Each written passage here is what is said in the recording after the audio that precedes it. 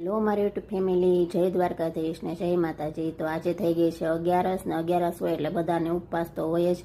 અને હું કાંઈ ઉપવાસ કરતી નથી, હું ઠાકોરજીની સેવા પૂજા કરું છું, પણ હું કાંઈ ઉપવાસ કરતી નથી। અને ઠાકોરજી મને કાંઈ કહેતાય નથી કે તું મારા માટે વ્રત કે વર્તોલા કરે।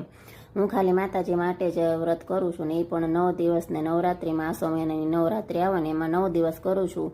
અને એ પણ ખાલી સાંજે જમું છું, આખો દિવસ કાંઈ લેતી નથી।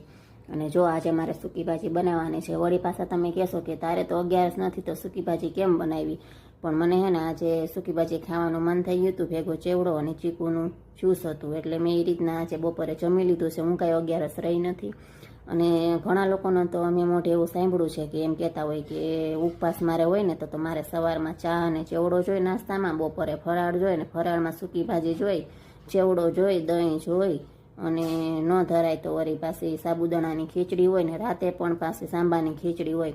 તો મારું માનવું એવું છે કે એટલું બધું આપણે ફરાળ કરવું અને ભગવાનનું નામ લેવું ને ખોટા ભગવાનને આપણે બાને ચડાવવા કે આજે મેં એના નામનું વ્રત કર્યું છે, તો એના કરતાં તો આપણે જમી લેવું સારું। તો શું કહેવું તમારું, તો કમેન્ટ મને કરજો।